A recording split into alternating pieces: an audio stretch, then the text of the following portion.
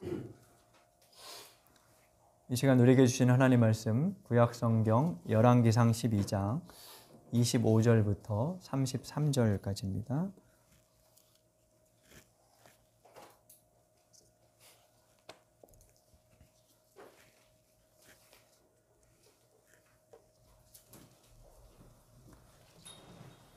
열왕기상 12장 25절 하나님 말씀을 우리 한 절씩 교독하겠습니다. 여로보암이 에브라임의 산지에 있는 세겜성을 도성으로 삼고 얼마 동안 거기에서 살다가 분우엘 성을 세우고 그리로 도성을 옮겼다. 그런데 여로보암의 마음에 잘못하면 왕국이 다시 다윗감으로 돌아갈지도 못하는 생각이 들었다. 이 백성이 예루살렘에 있는 주님의 성전으로 제사를 드리려고 올라갔다가 그들의 마음이 그들의 옛 주인인 유다 왕 르호보암에게로 돌아가게 되는 날이면 그들이 자기를 죽이고 유다 왕 르호보암에게 돌아갈지도 모른다는 생각이 들었다. 왕은 궁리를 한 끝에 금송아지 상 2개를 만들었다. 그리고는 백성에게 이렇게 말하였다. 예루살렘으로 올라가는 일은 너희에게는 너무 번거로운 일이다. 이스라엘 백성들아, 너희를 이집트에서 구해주신 신이 여기에 계신다. 그리고 그는 금송아지 상 2개를 하나는 베델에 두고 다른 하나는 단에 두었다. 그런데 이 일은 이스라엘 안에서 제거되었다. 백성들은 저 멀리 단까지 가서 거기에 있는 그 금송아지를 섬겼다. 여로보암은 또 여러 높은 곳에 산당들을 짓고 레위 자손이 아닌 일반 백성 가운데서 제사장을 임명하여 세웠다. 여로보암은 유다에서 행하는 절기와 비슷하게 하여 8째 달 보름달을 정기로 정하고 베델에다 세운 제단에서 그가 만든 송아지들에게 제사를 드렸으며 그가 만든 베델의 산당에서 제사를 지켜야 할 제사장들도 임명하였다. 33절 함께 읽겠습니다. 왕은 자기 마음대로 정한 8째 달 보름날에 베델에 세운 제단에서 제사를 드렸다. 그는 이스라엘 자손이 지켜야 할 절기를 이렇게 제정하고 자기도 그 제단에 분향하려고 올라갔다. 아멘. 오늘은 신앙인의 비신앙이라는 제목으로 하나님 말씀을 함께 나누도록 하겠습니다. 지난주에 우리 열왕기서의 전체 구조 그리고 1장부터 11장까지의 내용을 함께 살펴봤습니다. 솔로몬의 통치 이야기였는데요. 솔로몬은 지혜의 왕이라는 별칭이 있을 정도의 사람이었지만 그는 그 지혜로 하나님을 바로 섬기지 못하고 옳지 않은 길로 빠지고 말았죠. 그래서 하나님을 섬기는 점에 있어서는 갈수록 무지해져 갔던 그 모습을 우리가 확인할 수 있었습니다. 말년에는 그러니까 11장에 보면 솔로몬의 죄가 몇 가지 나오는데 신명기에서 왕에게 금지됐던 3가지를 이렇게 범했던 것을 우리가 확인할 수 있어요. 첫째는 왕은 자신의 세력을 키우기 위해서 전쟁에 사용하는 말을 수입하지 말라는 구절이 있어요. 근데 이 솔로몬이 이집트에서 말을 사들여서 기마병을 이제 양성하죠. 근데 이스라엘 지형은 이 산악지대가 많아서 사실 기마병들이 별로 쓸모가 없었어요. 근데 이제 기마병들을 양성했다는 것은 주변 나라들도 뭐 그런 형태가 많았고 아마 세력을 과시하기 위한 그런 모습으로 우리가 볼 수 있어요. 두 번째는 왕은 은금을 많이 쌓아두어서는 안 된다는 규정이 있는데 그것도 솔로몬은 어깁니다. 그리고 무엇보다 아내를 많이 두지 말라 뭐 이런 말씀이 있는데 솔로몬은 자그마치 1000명에 이르르는 수많은 아내들을 두었죠. 대부분은 주변 나라들과 정략 결혼을 통해서 얻은 사람들이었습니다. 정치적으로는 그것이 꽤 유능한 모습으로 보였을지 모르지만 그 결과 이 정략 결혼을 통해서 이방인의 수많은 신이 이스라엘에 유입되는 결과를 초래했죠. 그래서 우상 숭배가 이스라엘 전체에 퍼지는 그런 결과에 도달했습니다. 그리고 솔로몬은 지나친 건축 공사를 시행했어요. 20년 동안 성전과 왕궁 이외에 여러 건축 공사를 실행하면서 백성들에게 뭐 세금을 걷었을 것이고 노역에 동원했겠죠. 그것이 이제 큰 부담으로 이제 다가왔어요. 그래서 11장에 보면 솔로몬의 말년에 세 차례의 큰 반란이 일어났던 것으로 기록되어 있고요. 그 반란에 시달리다 솔로몬은 죽임을 맞고 그의 아들 르호보암이 왕위에 오릅니다. 12장 1절을 보면 이 르호보암이 이제 왕이 되어서 공식적으로 인정받기 위해 세겜이라는 곳에 찾아갑니다. 화면을 넘겨주시면 되겠습니다. 그래서 이 분열왕국 시대의 이야기가 열왕기상 12장부터 열왕기하 17장까지, 그러니까 북이스라엘이 멸망할 때까지 이야기가 전개되는데, 여로보암이 이제 세겜을 방문한 르호보암에게 솔로몬 때 반란을 일으켰던 여로보암이라는 사람이 이스라엘 지파의 대표들과 함께 찾아옵니다. 그래서 이렇게 말해요. 아버지 솔로몬이 우리를 너무 과중하게 우리에게 노역과 세금을 부담시켰는데 그걸 좀 줄여주시오. 그러면 우리가 당신을 섬기겠지만 만일 그렇지 않다면, 아버지를 따라간다면 우리는 더 이상 당신과 왕으로 당신을 섬기지 않고 조약을 맺을 수 없어. 이렇게 말해요. 그러니까 이 당시 이 왕이라는 게, 우리나라 예전에 우리 왕들은 변치 않잖아요. 백성들이 아무리 이렇게 해도. 근데 이스라엘의 왕은 일종의 계약 개념인 것처럼 그렇게 나와요. 물론 이제 후반으로 갈수록 왕권이 점점 강화되고 절대화되지만 아직까지는 그런 모습을 볼 수 있어요. 이제 르호보암에게 사람들이 와서 이제 그렇게 말한 거죠. 르호보암이 백성들의 이제 여로보암과 대표들의 말을 듣고 조언을 구해요. 원로들과 자기 또래 젊은이들에게 조언을 구하는데, 이때 원로들이 했던 조언이 상당히 의미가 있어요. 12장 7절을 한번 볼까요? 12장 7절 말씀입니다.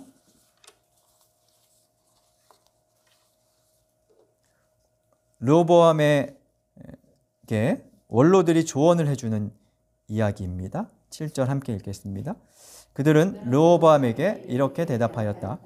임금님께서 이 백성의 종이 되셔서 그들을 섬기려고 하시면, 또 그들이 요구한 것을 들어주시겠다고 좋은 말로 대답해 주시면 이 백성은 평생 임금님의 종이 될 것입니다. 여기서 이스라엘의 왕이 어떤 역할을 해야 하는지를 원로들이 제시하고 있어요. 이렇게 말하죠. 당신이 이 백성의 종이 돼서 섬기면, 이게 왕의 역할이라는 거예요. 그들을 잘 섬겨서 하나님을 따르도록 그렇게 만들면, 그러면 결과적으로 이 백성도 임금님을 따를 것이다. 이렇게 이야기를 하고 있죠. 왕의 자세를 알려주는 구절이라고 할 수 있습니다. 하지만 르호보암은 이 말을 듣지 않고 오히려 더 강력하게 통치하겠다고 선언을 합니다. 이에 북쪽의 10개의 지파가 여로보암을 왕으로 추대하고 독립하죠. 그렇게 해서 북이스라엘이라는 나라가 되고요. 르호보암은 자신이 속한 유다 지파 그리고 베냐민 지파를 합해서 2개의 지파만을 거느리게 됩니다. 그것이 남유다라고 지칭을 하죠. 이렇게 해서 이제 분열왕국 시대가 열려서 북이스라엘이 멸망하기까지 대략 208년 정도, 그러니까 열왕기하 17장까지 한 208년의 기간을 담고 있는 거죠. 그렇게 해서 역사가 흘러갑니다. 이 부분은 지난주에 말씀드린 것처럼 남과 북의 이야기를 이렇게 번갈아 써요. 그걸 이제 교차 서술 방식이라고 말씀을 드렸는데요. 남쪽에 아무개 왕이 있을 때 북쪽에는 어떤 왕이 등극해서 다스렸다. 이런 식으로 교차돼서 기록을 하고 있어요. 남유다 이야기를 먼저 잠깐 보겠습니다. 남유다 분열된 시기는 기원전 930년경. 지난주에는 제가 926년경으로 이렇게 표기해서 보여드렸는데, 그냥 단순히 제가 계산을 좀 편하게 하려고 930년으로 정했어요. 근데 요즘 많은 자료들은 930년 쪽으로 이렇게 이야기가 되는 추세입니다. 아무튼 연대가 그렇게 확정적인 것은 아니지만 그냥 이렇게 아시면 될 것 같고요. 기원전 930년경이면 지금부터 3000년 전이죠. 되게 오래전에 사실 이야기인데 우리는 그 시간을 다 무시하고 이렇게 만약 우리 시대와는 사뭇 다른 환경과 문화, 사상적으로 그럴 텐데 그 간격을 우리는 좀 무시하는 경향이 있죠. 아무튼 그 시대의 이야기입니다. 남한국은 587년 바벨론에 의해서 멸망될 때까지 약 350년쯤 될까요? 그 정도의 기간 동안 존속되고요. 르호보암 이후 단일 왕조로 20명의 왕이 통치를 해요. 그러니까 우리 조선 왕조가 이성계 이후로 계속 이씨성이 다스리죠. 왕은 바뀌어도 성은 바뀌지 않았죠. 성씨는. 왕조가 바뀌지 않았다는 것은 계속 유다 지파에서 왕이 나왔다는 거예요. 이 왕들을 소개하는 방식이 일종의 공식처럼 제시되는데요. 등극할 때 나이, 통치의 기간, 그리고 어머니의 이름이 언급돼요. 아마 좀 동명이인이 많고 왕들에게 아내들이 많았기 때문에 이걸 좀 이렇게 정확하게 표기하기 위해서 그렇게 하지 않았을까 생각을 해봅니다. 그리고 간단한 지적과 평가가 나오고요. 어떻게 죽어서 장례를 어떻게 치렀다. 이렇게 나옵니다. 우리 14장을 한번 잠깐 좀 확인해 볼까요? 14장 21절 말씀입니다.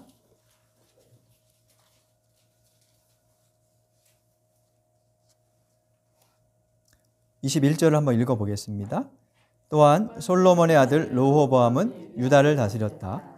르호보암이 즉위할 때의 나이는 41살이었는데 그는 주님께서 자신의 이름을 두시려고 택하신 성읍 예루살렘에서 17회를 다스렸다.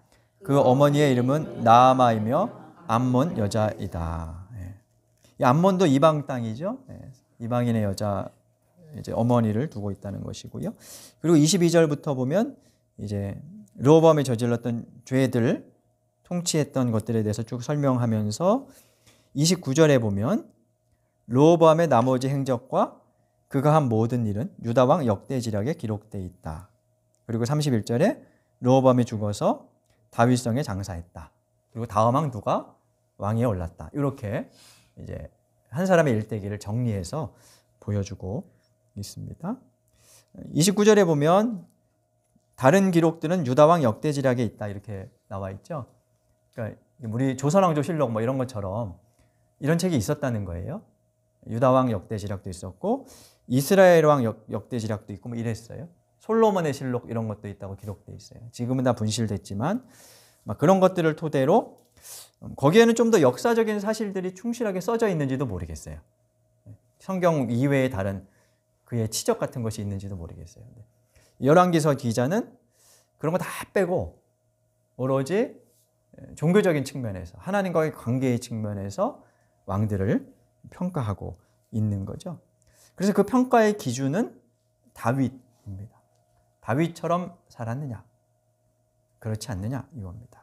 그 구절을 한번 두 군데만 찾아보겠습니다. 15장 3절.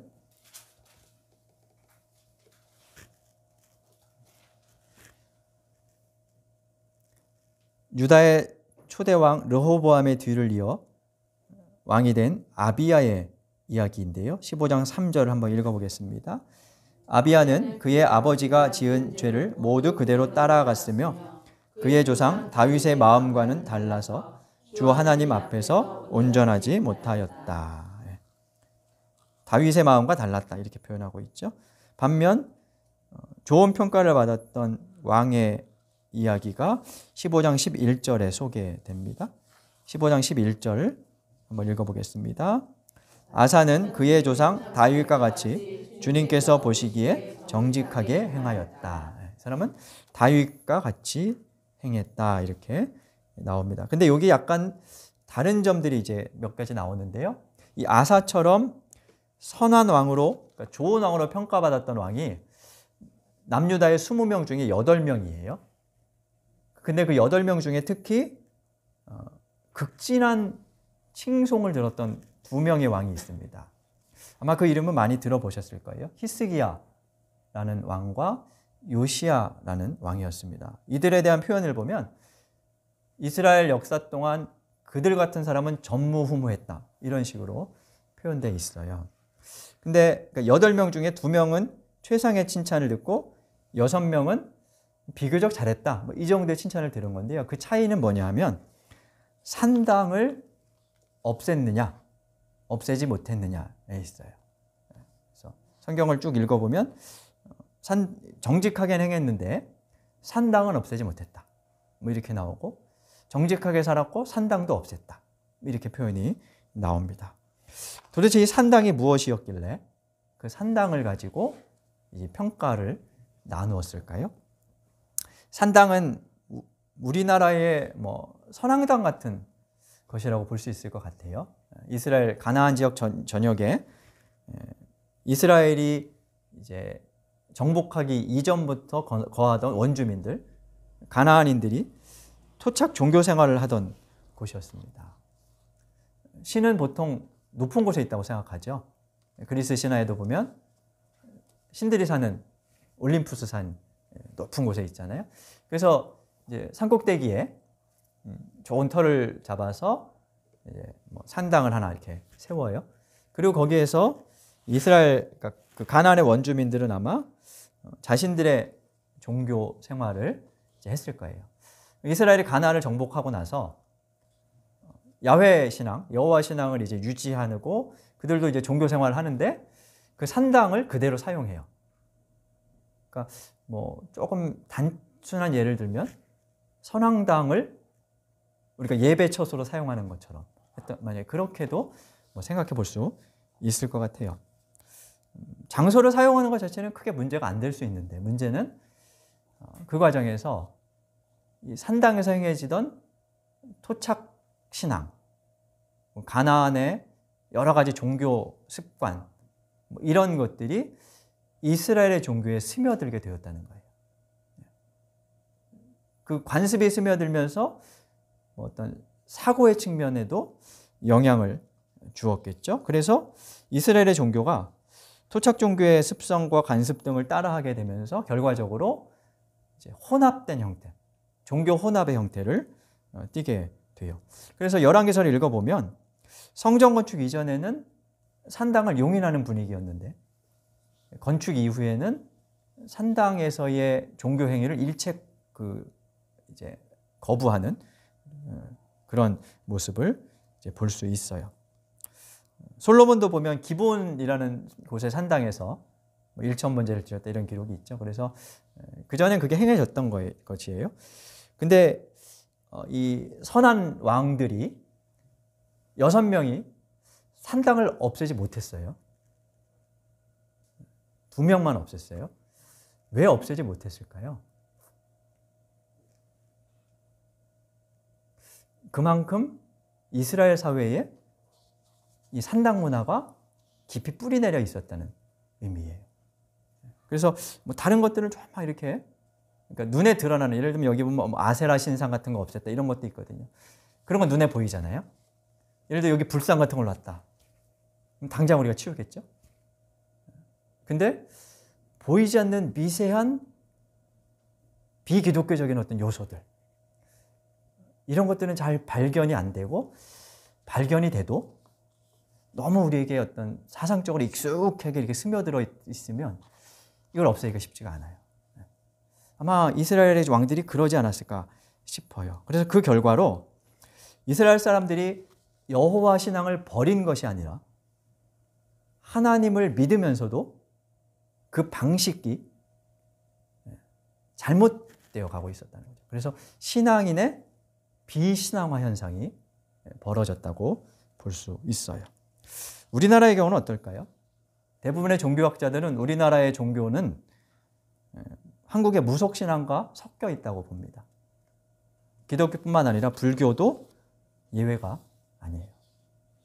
한국의 기독교 문화를 연구하는 분들은 새벽 기도가 우리나라에 뿌리내릴 수 있었던 주요한 원인 중에 하나로, 우리의 전통적으로 새벽에 정한수 떠놓고, 물론 성경에 이제 새벽에 하나님, 예수님이 기도하셨다, 이런 것들이 있지만 그게 이렇게 어떻게 잘 이렇게 융합되면서 벌어진 일이라고 그렇게 보죠. 문화 중에는 좋은 것도 있고 뭐 그렇지 않은 것도 있어요. 그럼 이제 우리가 해야 할 일은 한국 기독교 안에 스며들어 있는 전통적인 샤머니즘적 요소 혹은 유교적인 어떤 문화들, 자본주의적인 요소들, 그리고 또 이런 것도 있죠. 군대 문화가 또 스며들어 있어가지고 특유의 어떤 그 불통 문화라 그럴까요? 이렇게 그냥 상명하달의 이런 문화 같은 것들, 이런 것들도 사실은 기독교 안에 스며들어 있다고 볼 수 있죠. 그것들은 그동안 깊이 생각하지 않고 우리가 옳다고 여기며 따라하던 것들이 있어요. 그래서 없애려고 하면 반발이 만만치 않습니다. 전통적인 것이니까 좋은 줄 알고 그대로 하는 목회자들도 있지만 알면서도 교인들의 반발이 두려워서 못 고치는 경우도 많아요. 그래서 그냥 그렇게 흘러가는 경우도 있죠.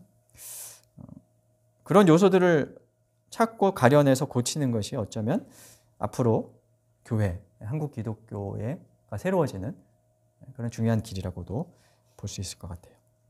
여로보암이 세운 북이스라엘에도 이런 신앙인들의 비신앙화가 매우 퍼져 있었던 것을 우리가 확인해 볼 수 있어요. 북이스라엘은 분열된 후 722년 아시리아라는 나라에 의해서 멸망할 때까지 약 208년 동안 이어집니다. 근데 이 나라는 남유다와 달리 초대왕 여로보암 이후 반란이 거듭돼요. 왕들이 이제 살해당하고 뭐 이런 일들이 반복되면서 왕조가 9번 바뀌어요. 그러니까 뭐 이씨 왕에서 김씨 왕으로 박씨 왕으로 막 이런 식으로 계속 왕들이 이제 바뀌죠. 그래서 한 왕이 평균 한 10년 정도 통치했던 것으로 그렇게 이제 그 중에는 뭐 7일 왕도 있었고요. 그런 과정들을 우리가 볼 수 있어요. 그만큼 정세가 불안했다고 할 수 있겠죠. 자, 그 중에 초대왕 여로보암에게 했던 하나님의 약속이 있어요. 여로보암은 반란을 통해서 왕이 된 게 아니었어요. 르호보암이 요구를 거절하자 백성들과 함께 새로운 꿈을 꾸며 나라를 세웠다고 볼 수 있죠. 여로보암은 애초에 예언자 아히야에게 하나님의 예언을 듣습니다. 그 내용이 11장에 나와요. 한번 11장으로 가볼까요?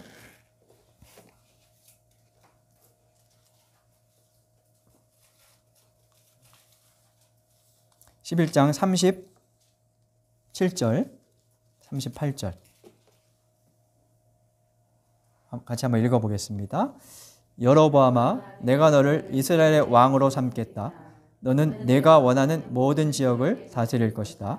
내가 나의 종 다윗이 한 것 같이 내가 명령한 모든 것을 따르고 내가 가르친 대로 살며 내 율례와 명령을 지켜서 내가 보는 앞에서 바르게 살면 내가 너와 함께 있을 것이며 내가 다윗 왕조를 견고하게 세운 것 같이 내 왕조도 견고하게 세워서 이스라엘을 너에게 맡기겠다. 그러니까 여로보암에게도 하나님은 다윗에게 한 것처럼 똑같이 기대를 하셨다는 거예요. 그가 뭔가 잘못된 것이 아니라 바르게 행하면 다윗에게 하셨던 은혜와 복을 그대로 주시겠다라고 말씀합니다.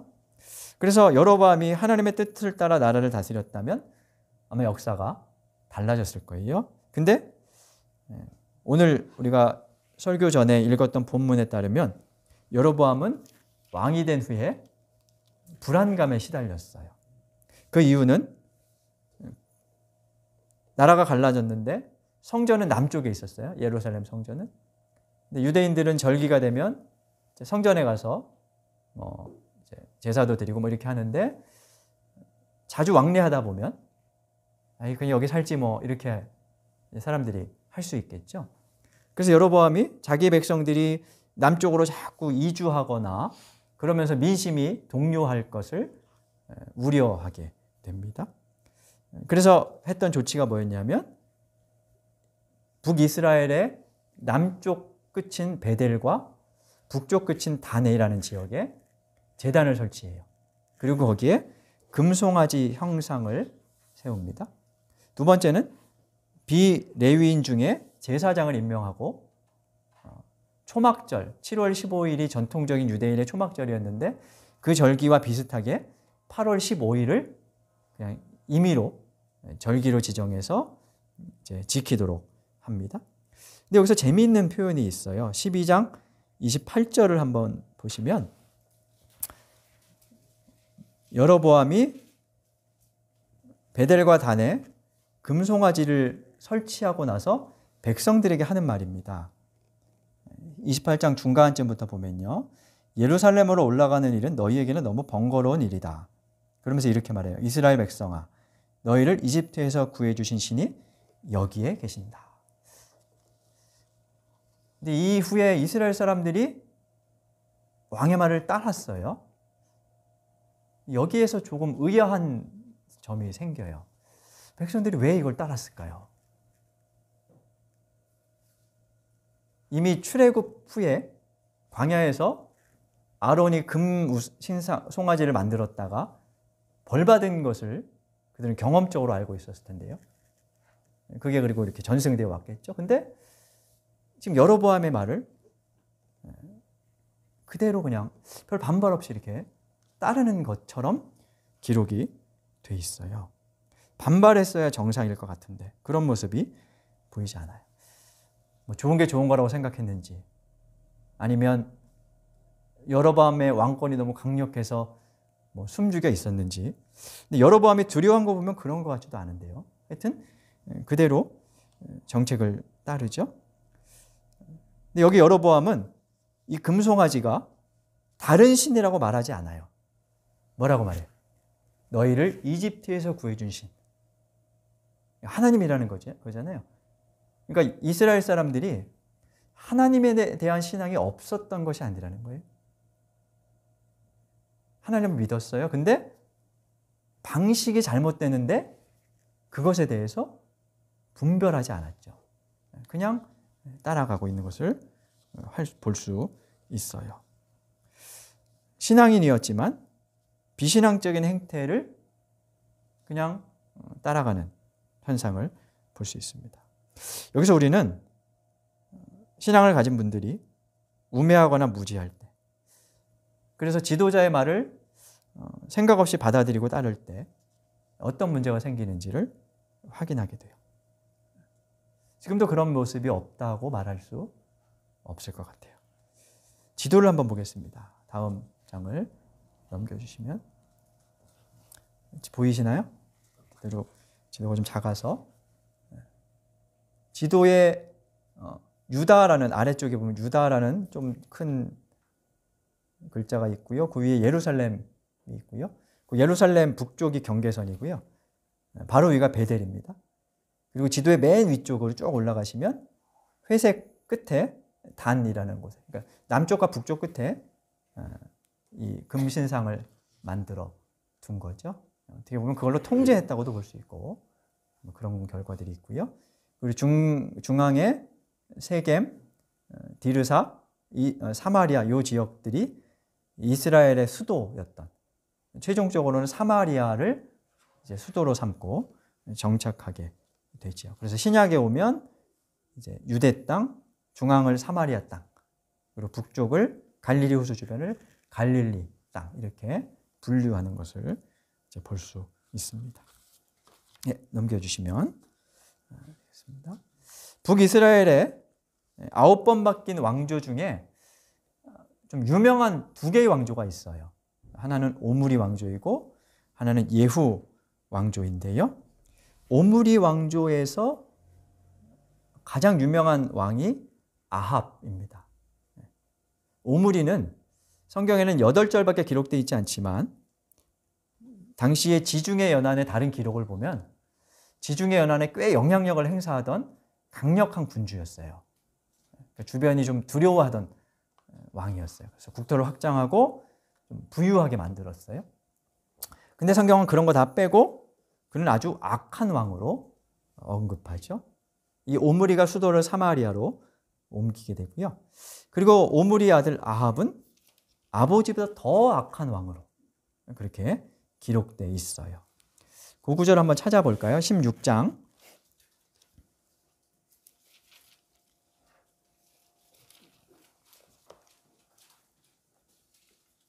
25절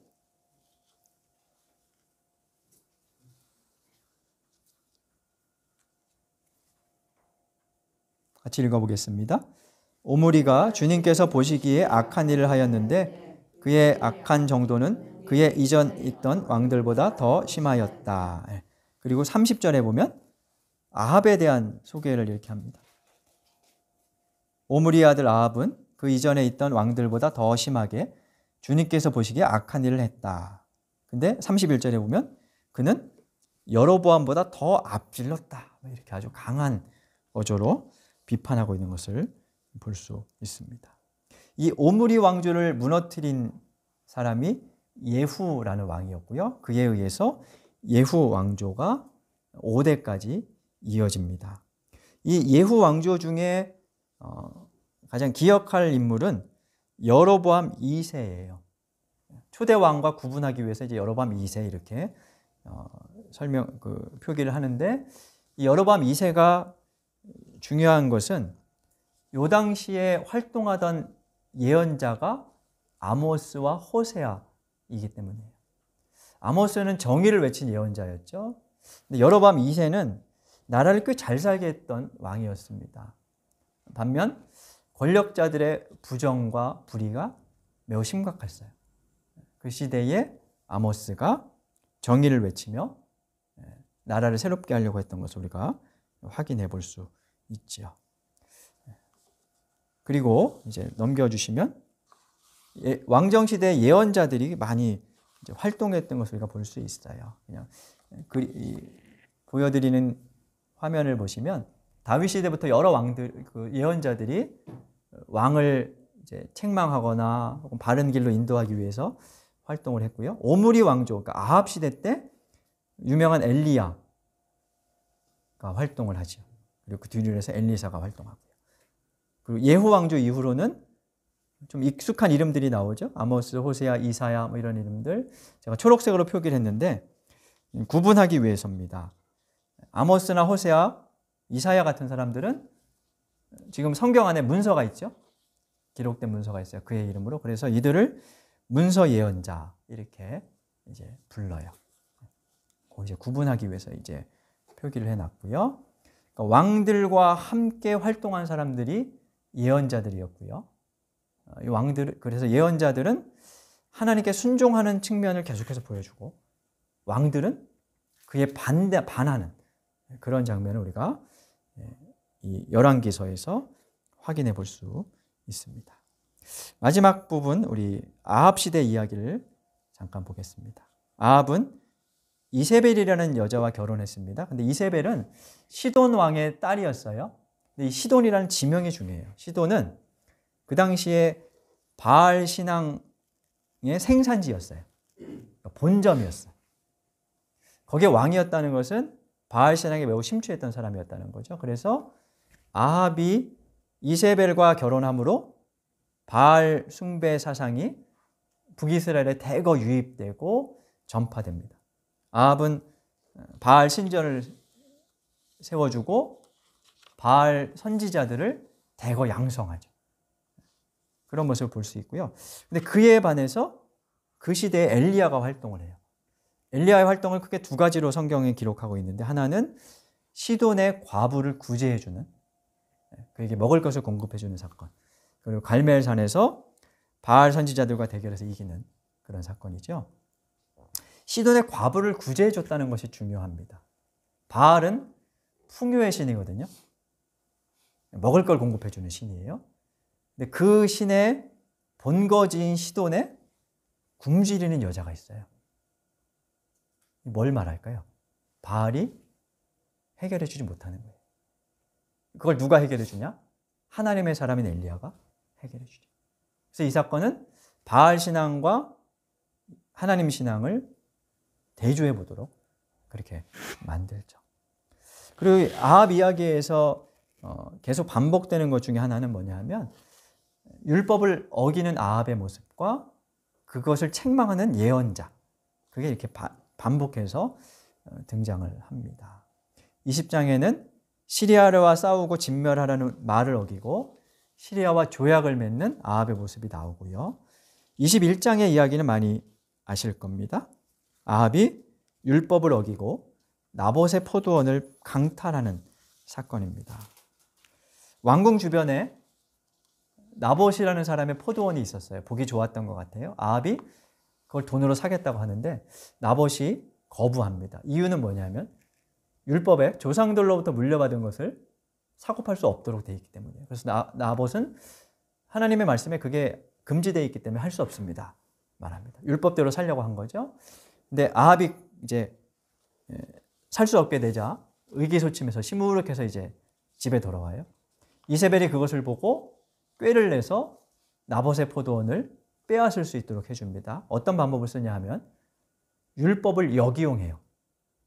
율법에 보면 2명의 증언이 일치하면 그 사람의 죄를 확정하고 판결할 수 있도록 돼 있어요. 그래서 나봇 이세벨이 거짓 증언자 2명을 세워요. 그들이 나봇이 하나님을 모독했다고 말하게 하고 증언이 일치하니까 나봇을 살해합니다. 그리고 나봇의 포도원을 그냥 아합이 차지하게 되죠. 두 가지 사건이 대조되는 거예요. 말씀대로 살려고 했던 나봇과 그 말씀을 역이용해서 악용해서 자신의 이득을 취했던 아합. 그래서 이 시대는 말씀을 존중하지 않는 시대였다는 것이에요. 근데 그 시대에 하나님의 말씀이 이루어져 가는 것. 그래서 아합이 미가야라는 선지자의 예언대로 죽고 말씀이 성취되는 과정들이 중간중간에 스며들어서 언급된 것을 우리가 확인해 볼 수 있어요. 아합의 시대는 말씀을 존중하지 않는 시대였고요. 이스라엘은 신앙인의 비신앙이 일상화된 시대였습니다. 근데 그런 시대에도 하나님의 말씀과 뜻은 어김없이 성취됩니다. 그동안 우리는 개신교인들은 교회 출석을 근거로 신앙인과 비신앙인을 구분해 왔죠. 그게 하나의 구분점일 수는 있겠습니다만 오늘 본문에서 우리가 본 것처럼 신앙인들이 얼마든지 비신앙적인 삶을 살 수 있어요. 근데 그게 더 큰 문제가 되는 경우가 많죠. 그래서 오늘 우리는 우리들에게 그런 부분이 혹시 있지 않을지를 점검해 볼 필요가 있을 것 같아요. 오늘 예배전을 시작하면서 읽었던 우리 공동기도로 드렸던 한희철 목사님의 북이라는 글을 보면 북소리가 들리면 무조건 춤출 일이 아니다. 북을 누가 치는지 어디서 그 소리가 들리는지 살필 일이다 하는 이야기를 합니다.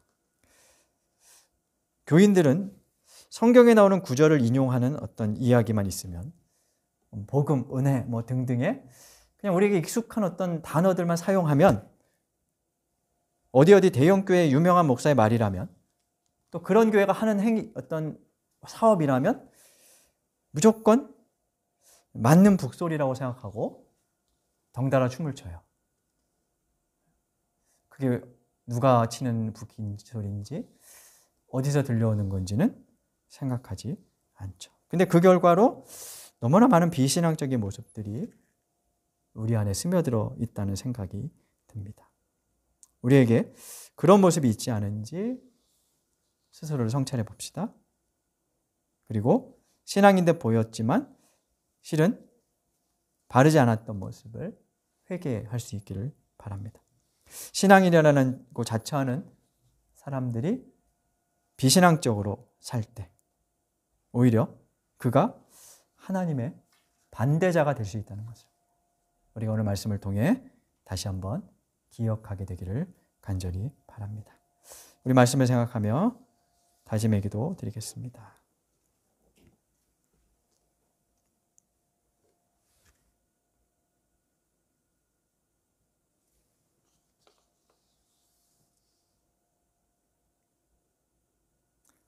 하나님, 저희의 내면과 삶을 이 시간 성찰합니다. 신앙인이라고 말하면서도 비신앙적인 사고와 간습에 젖어 있지는 않았는지요. 익숙한 북소리라고 아무 생각 없이 따르지는 않았는지요. 저희가 우리와 교회에 비신앙적인 요소들을 찾고 드러내어 고쳐가는, 그래서 하나님의 뜻에 조금 더 가까워지는 신앙인이 되게 하여 주옵소서. 저희를 긍휼히 여겨 주시고 지혜를 더하여 주옵소서. 예수님 이름으로 기도드립니다. 아멘.